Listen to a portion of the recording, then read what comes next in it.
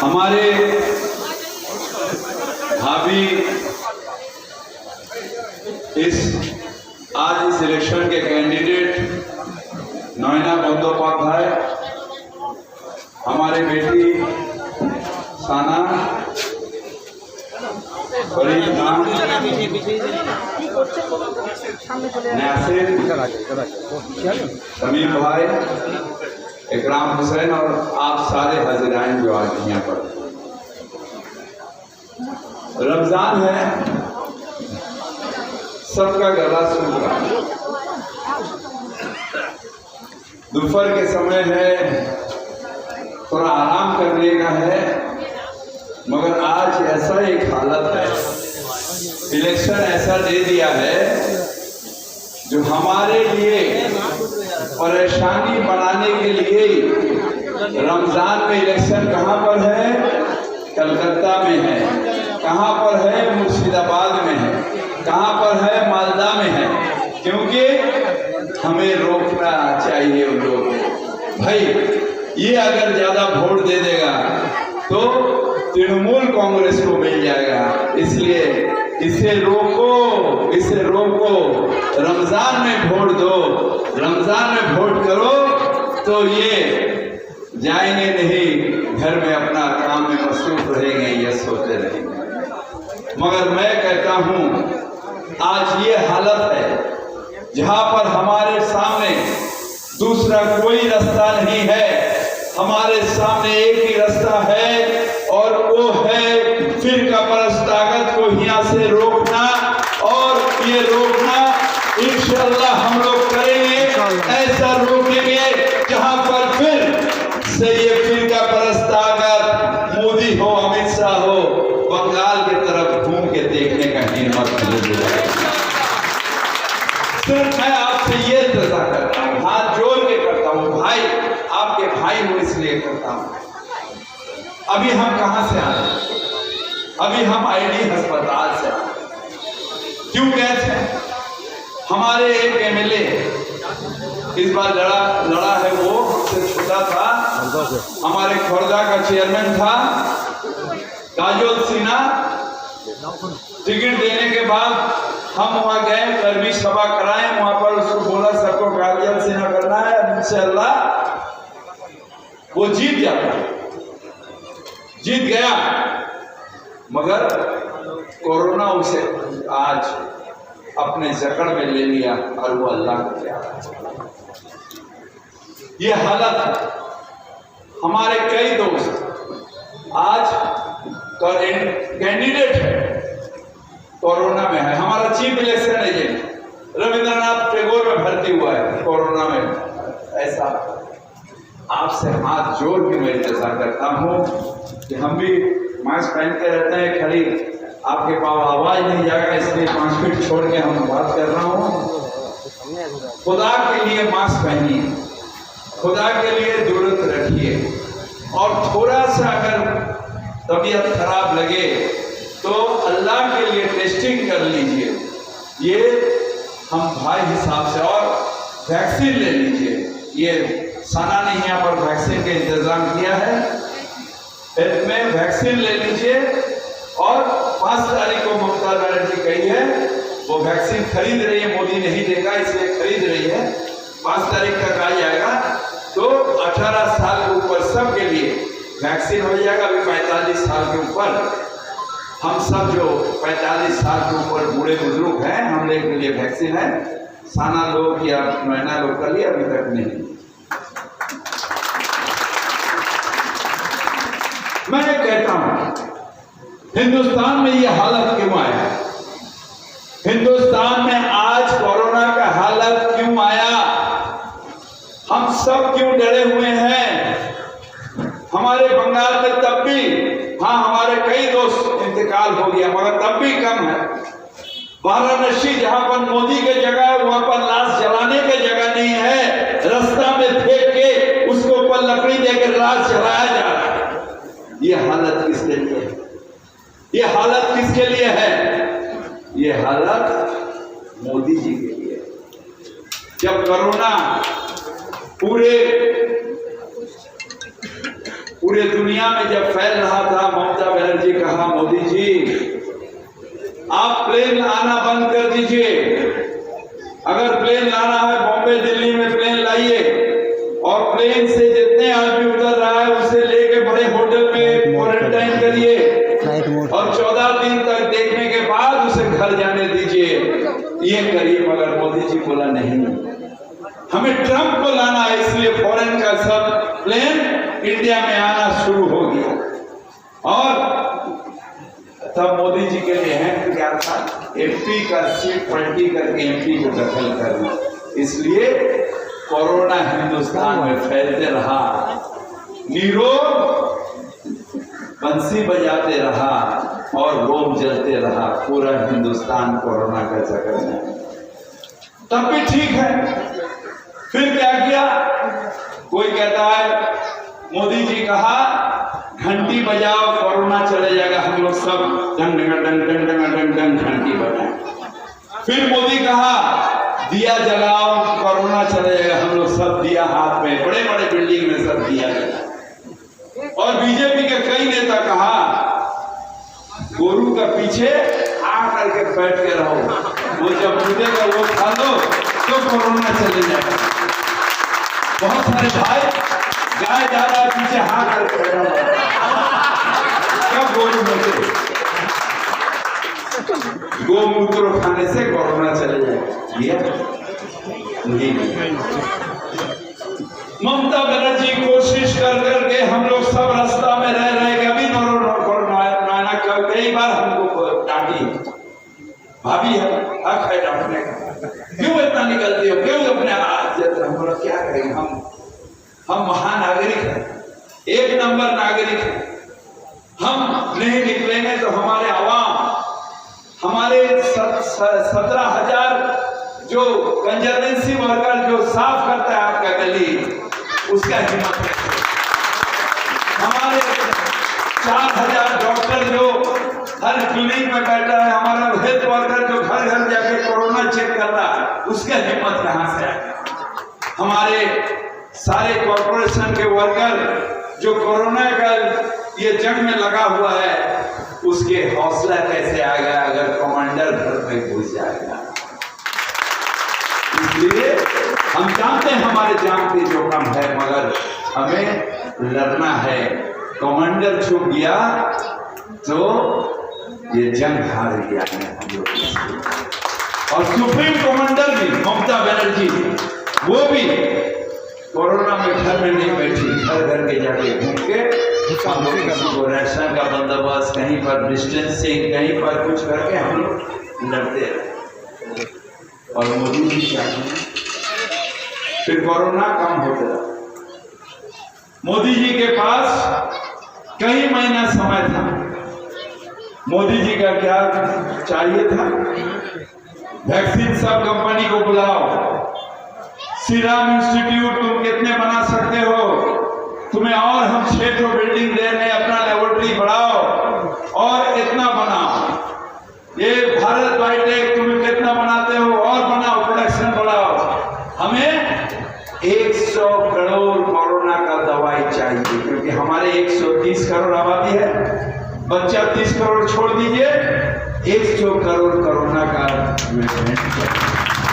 मगर मोदी जी के पास समय था, कितने वैक्सीन अगर कोरोना फैलेगा, साइंटिस्ट कहा जो सेकेंड वेव आएगा इसके बाद थर्ड वेव आएगा, होशियार रहिए।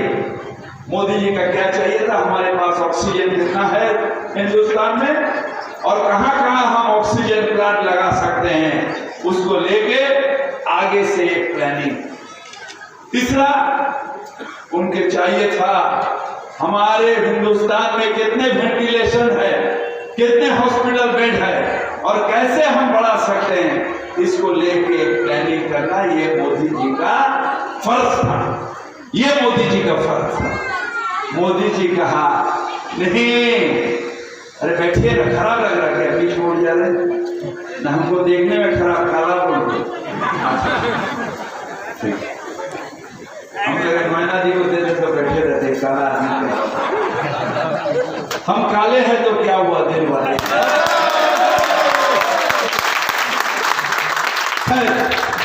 बैठिए 2 मिनट छोड़। तो वो नहीं किया मोदी जी अपना फर्ज नहीं निभा रहे। उनको आसाम दखल करना है, बंगला दखल करना है, दौड़ते रहे और उसका फर्ज, प्रधानमंत्री का फर्ज, वजीर आजम का फर्ज भूल गए। बीजेपी का नेता बन के दौड़ते रहे। एक निकम्मा प्राइम मिनिस्टर हिंदुस्तान को मिला। सिर्फ फिर का प्रश्न नहीं, एक निकम्मा। आज मुसलमान हिंदू नहीं, आज हिंदुस्तान के अवाम मर रहा है। कोरोना के चक्कर में हिंदुस्तान के अवाम मर रहा है। वाराणसी में हिंदू भाई मर रहे हैं, दिल्ली में हिंदू भाई मर रहे हैं, गुजरात में हिंदू भाई मर रहे हैं। और मोदी जी पहले कहा बंसी बजा रहे हैं, हमें बंगाल दखल करना है, मरने दो। अरे आप तो नादिर शाह बन गए। इंसान को काट दो और खाली जमीन को दखल करवा रहे। इंसान को दखल करवा वजीर आजम है, दखल बंगाल को दखल नहीं। ममता बनर्जी ये जमीन का टुकड़ा को दखल नहीं किए हैं, बंगाल के आवाम के दिल को जीती है। अगर जीतना है तो इंसान के दिल को जीतो। जमीन का टुकड़ा तो तलवार लेके, गोली लेके, बंदूक लेके जो भी ले सकता है, मगर दिल जीतो, दिल। हम तेरे तुम्हारे दिल में रहते हैं, ये काम करो, दिल में। अब हमारे भाभी थोड़ा गुस्सा हो जाती है, भाभी नयना बंदोपाध्याय। अब नयना बंदोपाध्याय के बारे में आपको कुछ बोलना, ये बांग्ला में कहता है मायर का छे मासी बोल। हम तो पहाड़ी हैं, ये तो घड़ी है। पहाड़ी घड़ी का कैसे करें? ये तो हर समय आपके पास जाए। इसलिए आप कहते हैं ना, যখন ডাকি তখন পাই তাই নয়না দিকে আবার চাই।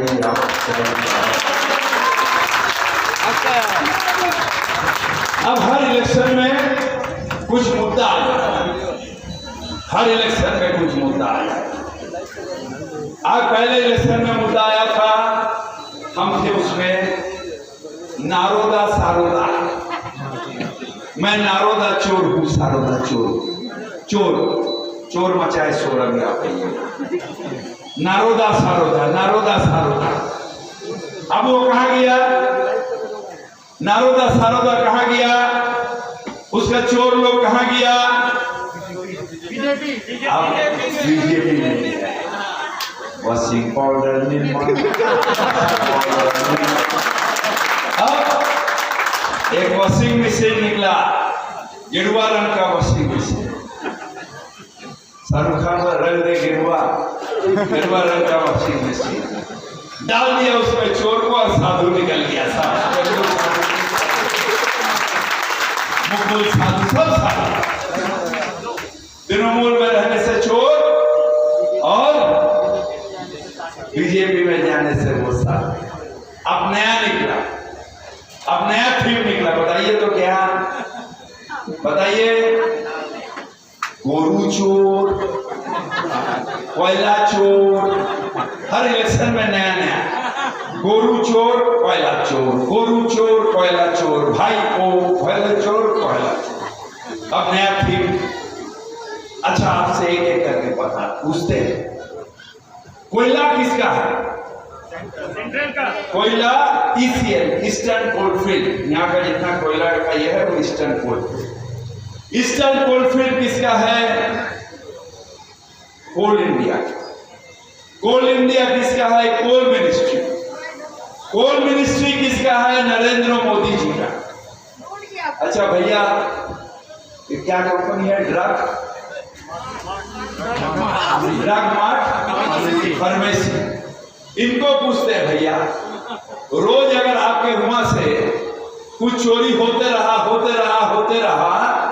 तो आप चुप से बैठिएगा या एफआईआर करिएगा? बताइए तो। समझिए, रोज कोई ना कोई कुछ ना कोई दवाई झाड़ते रहा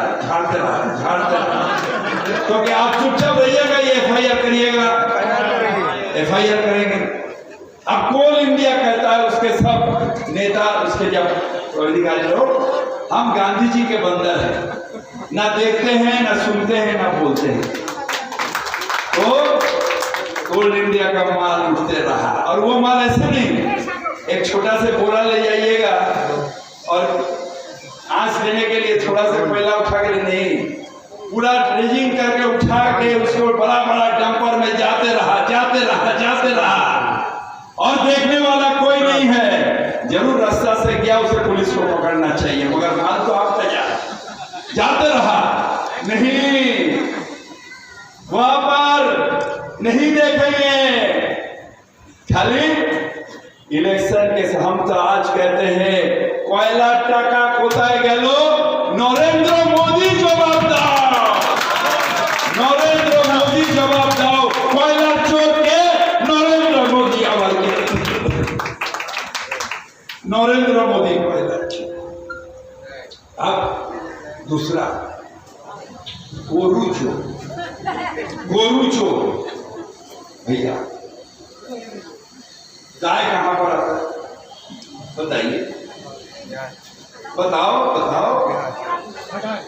नहीं, गाय आता है यूपी, बिहार, यूपी में जोगी गाय काटना बना कर दिया, गाय भर तो गाय को उठा के वहां से लॉरी में भरता है, और वो लॉरी यूपी बॉर्डर क्रॉस करके बिहार बॉर्डर क्रॉस करता है।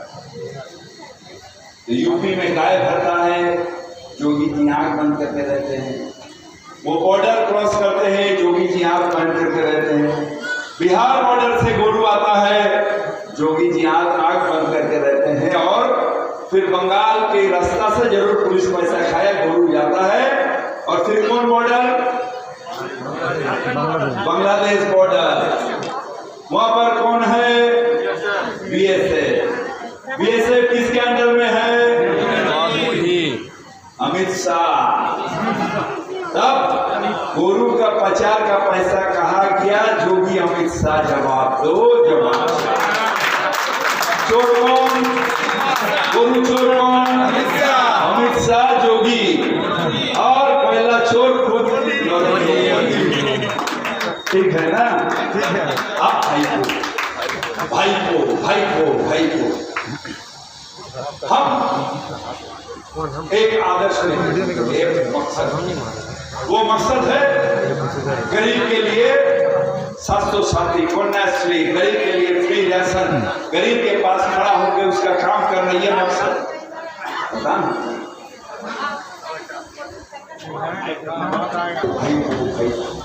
हम एक मकसद के लिए पार्टी करते हैं।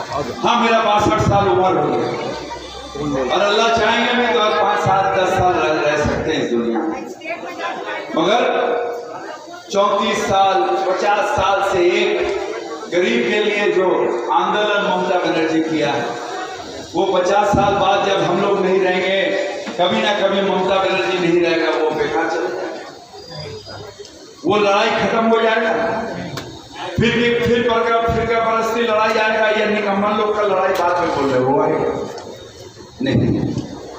हमें अपने घर के बच्चे को अपने वसूल देना है। हम जो गांधीवाद जिंदाबाद, सुभाषवाद जिंदाबाद लेके बड़े हुए हैं, हम जो गरीब के लड़ाई लेके बड़े हुए हैं, जो लड़ाई कर रहे हैं, और नाइंसाफी के खिलाफ जो लड़ाई कर रहे हैं, वही असूल हमारे बच्चे के अंदर में दे रहे हैं, और उठा के कहते हैं हमारे बाद ये लड़ाई तुम्हें लड़ना है, चाहे वो भाई को हो, चाहे बेटी हो, चाहे बहन हो, चाहे मेरा बेटा हो, ये लड़ाई नेक्स्ट जनरेशन के पास जाना है। तुम भाई को कहते हो, हम कहते हैं नेक्स्ट जनरेशन, वो उठ के आएगा, और ममता बनर्जी का जो असूल, वो असूल लेके आगे बढ़ेगा।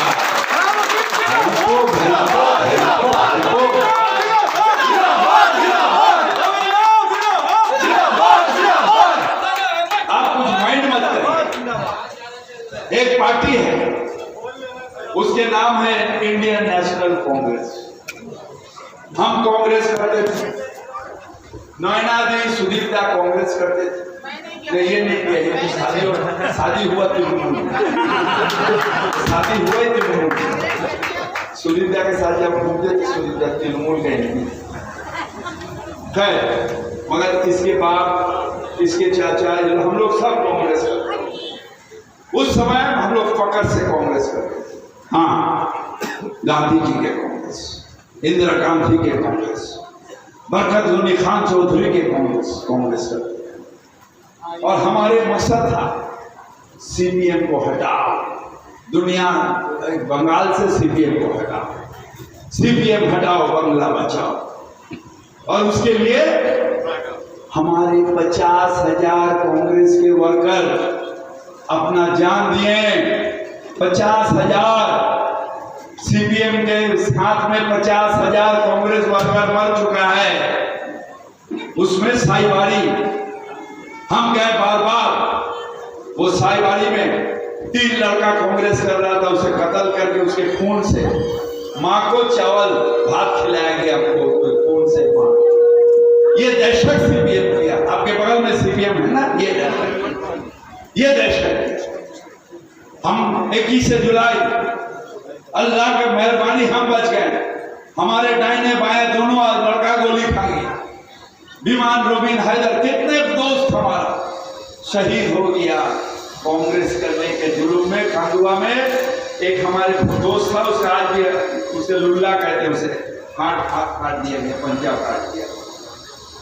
वही कांग्रेस अब सीपीएम का दोस्त है। सीपीएम कांग्रेस एक महाजोट,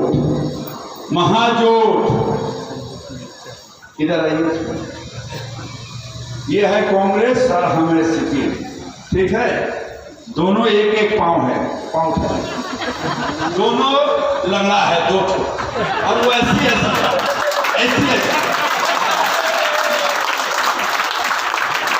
और उसके बीच में एक ठो स्क्रैच आया। सिद्दीकी, क्या सिद्दीकी? अब्बास सिद्दीकी भाईजान, सल्लू भाईजान नहीं, 2 दिन में पिक्चर आएगा, देखेंगे।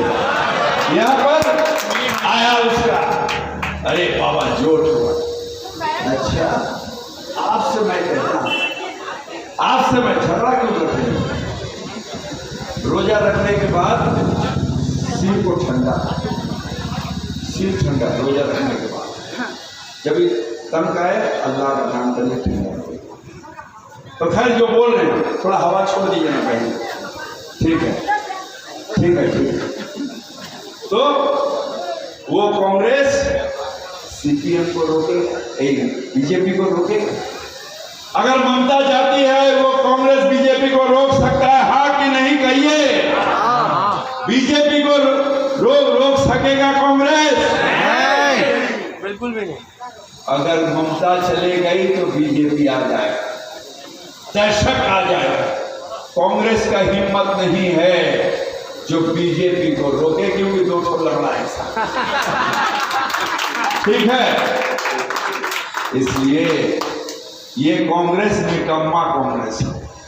अगर कांग्रेस चाहता तो आज नरेंद्र मोदी बाहर नहीं रहता। जब गुजरात में 2000 इंसान का कत्ल हुआ, कत्लेआम हुआ, तो कांग्रेस भाई तुम्हारे पास यही सीबीआई था। ये सीबीआई के तुम नरेंद्र मोदी को पूछ के छोड़ दिया, अंदर क्यों नहीं घुसाए भाई? क्या गॉटअप हो गया? यही सीबीआई जब इशरत जहां एनकाउंटर केस में गोली मारा, इशरत जहां को, अमित शाह को लेके 70 दिन लेके क्लीन चिट दे दिया, नहीं अमित शाह जी क्लीन है। आज एक होम मिनिस्टर, एक प्राइम मिनिस्टर बैठ गया, किसके लिए? कांग्रेस के निकम्मापन के लिए। और आज कहता है ममता हटाओ, बंगाल बचाओ। अरे ममता हट गई तो बंगाल नहीं बचेगा, यहाँ पर राइट होगा, यह गुजरात होगा। ममता हटाओ, निकम्मापन। अगर निकम्मा कांग्रेस, तुम तो असम में थे, असम कैसे बीजेपी ले लिया, ये बताओ। निकम्मा सीपीएम, तुम तो त्रिपुरा में थे, त्रिपुरा कैसे बीजेपी को दे दी? और यहाँ पर जब ममता लड़ रही है बीजेपी के खिलाफ, तो तरह तरह के बात, दीदी मोदी भाई, दीदी मोदी भाई। अरे भाई कैसे? भाई कैसे? लड़ाई तो तुम कर रहे हो, लड़ाई तो हम कर रहे हैं, एडजस्टमेंट तो तुम करते हो। सुजोल बाबू का अगेंस्ट में तो सीबीआई केस नहीं, अधीर चौधरी के अगेंस्ट में तो सीबीआई केस नहीं है, सुदीप दा का अगेंस्ट में सीबीआई केस है, फिलहाल हकीम के अगेंस्ट में सीबीआई केस है। अब कांग्रेस सीपीएम का उन लोग चोर है, उन लोग चोर है, इसलिए उसके अगेंस्ट में सीबीआई केस है। हम लोग धोया धोला है, अच्छा हम चोर है इसलिए सीबीआई केस नहीं है, तुम साफ हो इसलिए तुम्हारे सीबीआई केस नहीं, हम चोर है। तब सोनिया गांधी, राहुल गांधी चोर है, उसके अगेंस्ट में तो सीबीआई केस है, Harold case, national Harold case. Chidambaram चोर है, तुम्हारे नेता, उसके अगेंस्ट में सीबीआई केस है। अरे सीपीएम, वो हमारे केरल के जो चीफ मिनिस्टर, वो क्या सोना चोर है, उसके अगेंस्ट में सीबीआई केस कैसे? सीबीआई केस उसी के पास होता है, उसी के खिलाफ लगाया जाता है जिसके हिम्मत है बीजेपी का खिलाफ कहना। सरफरोशी के तमन्ना अब हमारे दिल में है, देखना है चोर कितने बाजुए मोदी में है, बाजुए मोदी में है। इसलिए हम डरते नहीं हैं, हम डरते नहीं हैं, हम सर नहीं झुकाते हैं। एक अल्लाह छोड़ के किसी के सामने सर नहीं झुकाते हैं। ये सर कट सकता है मगर झुक नहीं सकता, एक सिजदा छोड़ के कभी नहीं।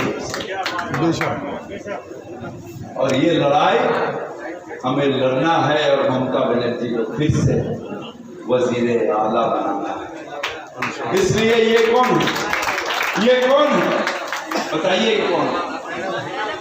नहीं, ये एक नंबर, हम एक नंबर। ऐसा करके आ गया, बहुत सारे और आ जाएंगे, आस्ते आस्ते 200 हो जाएगा। 99 में ममता बनर्जी उठते रहेंगे, एक एक सीढ़ी एक हम लोग नंबर है। ममता बनर्जी को वजीर आला बनाने का नंबर हम लोग एक एक नंबर, एक एक सीढ़ी है, ये एक सीढ़ी है, हम एक सीढ़ी है। बहुत आदमी टेंशन देता है, बहुत आदमी टेंशन देता है, अरे ममता बनर्जी तो हार चुकी है, नंदीग्राम में हार चुके, वो एक फाता दाढ़ी वाला नया रविंद्रनाथ। दीदी आपका तो नंदीग्राम में पत्ता साफ हो गया। साना फोन करती है, अंकल ममता बनर्जी हार जाएगी अंकल। बेटा क्या बोल रहे हो? वो আমার ফোনটা দে, আমার ফোন दे, मोदी नंबर बात। तो हमारा क्या बोलते हो, हार जाएगी? अंकल बोल रहा है जो हार जाएगी। हम बोल रहा है जरूर, कौन बोल रहा है? बोले नहीं, अमित शाह, नरेंद्र मोदी, उन लोग कह रहे हैं जो ये हार जाएगी, दीदी हार जाएगी, क्या करेंगे मैडम, ये क्या करेंगे अंकल? मोदी बार मोदी बार तो क्या करेंगे अंकल? हम सिर्फ टेंशन में है, बेटी क्या करेंगे, फोन लगाएंगे।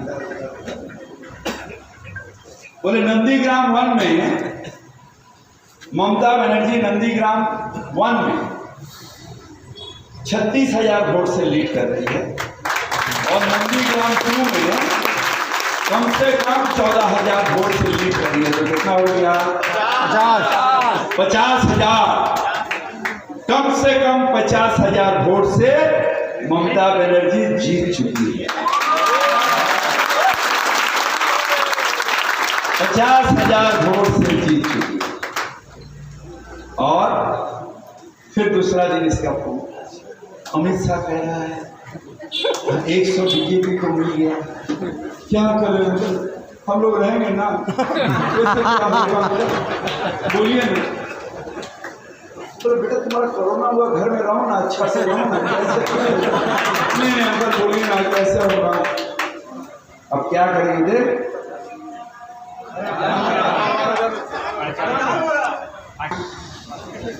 अंकल क्या होगा? हम बोला आगे फेज 180 इलेक्शन होगी, उसमें तृणमूल कांग्रेस को कितना मिला? मोटा कहता है 100 बीजेपी को मिला, और मैं कहता हूं 119, ये आगे वाला माने परसों जो हुआ उसके आगे 180 सीट का हुआ, उसमें 119 तृणमूल को मिला, 3 दार्जिलिंग हमारा दोस्त लोग को मिला, तो 122 हो गया, और बीजेपी को 37 मिला। और ये जो परसों जो इलेक्शन हुआ 6 फेज, उसमें 43 सीट था, 22 सीट तृणमूल को मिला और 10 सीट बीजेपी को मिला। इसका मतलब 47 सीट बीजेपी को मिला, और 19 और 22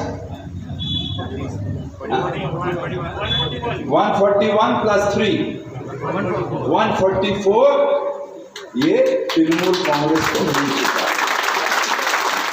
अब आपके ऊपर है नोएडा दिल्ली 145 होगी, नोएडा दिल्ली 145 का जीत का खुशी में हाथ उठा।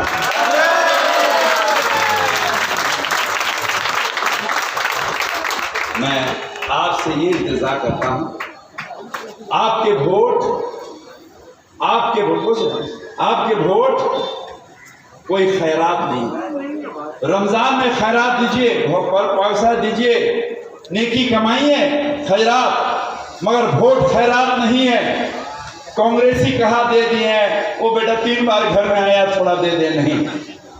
ये आपके हक सोच के हमारे हक, हमारे जो बच्चे बैठे हुए, देखिए वो जो बच्चे बैठे हुए, इनके जिंदगी ठीक रहेगा। जब